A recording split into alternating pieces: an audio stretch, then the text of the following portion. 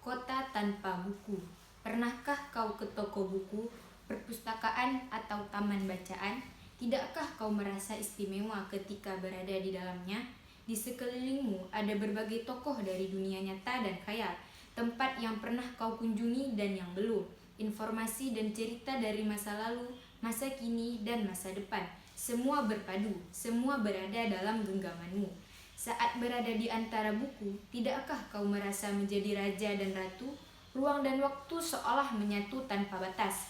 Kau bisa terbang, melintasi sekat negara dan melewati berbagai zaman. Kau bisa menyelam ke dalam samudera, melayang di angkasa, bercanda dengan aneka satwa, dan berkelana di tengah padatnya kota, juga di rimba raya. Kau tahu, buku adalah jendela dunia, kunci pengetahuan, dan pintu wawasan.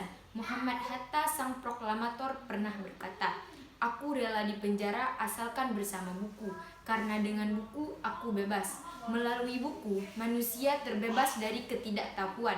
Tempat-tempat yang dipenuhi buku adalah harapan berkembangnya pengetahuan dan wawasan. Apa jadinya jika kota tanpa buku? Pantaskah dia disebut kota? Di kota itu mungkin kabar datang dari sumber lain, dari koran, televisi, atau internet. Mungkin informasi dan cerita datang dari cerita nenek moyang, bagai dongeng-dongeng sebelum tidur. Irama warganya pun tiada beda, bangun pagi, bertebaran di muka bumi untuk berbagai keperluan, untuk kembali pulang siang atau sore harinya. Setelah itu, mereka berangkat tidur dan memulai lagi hari berikutnya. Semua serupa. Di kota itu, mungkin ada bangunan bernama perpustakaan. Di dalamnya, buku-buku berderet dalam rak yang tak terjamah. Tiada tangan meraih dan membuka halaman demi halaman dengan sukacita.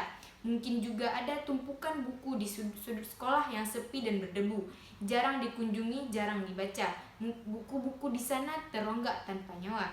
Bagaimana dengan kotamu? Mungkin kau tinggal di tengah kota yang megah, atau di gang sempit, di desa terpencil, di sisi pesisir, atau di kaki gunung. Adakah perpustakaan, taman bacaan, atau toko buku di dekat rumahmu? Jika ada, apakah tempat itu menjadi wadah berkumpulnya anak-anak dan warga, menjadi pusat berkembangnya wawasan dan pengetahuan, atau hanya menjadi pajangan? Maukah kau menjadi orang yang menghidupkannya? Kau bisa mengunjunginya dan mengajak teman-teman membaca dan berbagi cerita di sana. Jadikan tempat itu sumber kegembiraan dan pengetahuan. Jika tempat itu belum ada, maukah kau menjadi orang yang mulai menghadirkannya? Kau bisa memulainya dari sebuah sudut di teras rumahmu.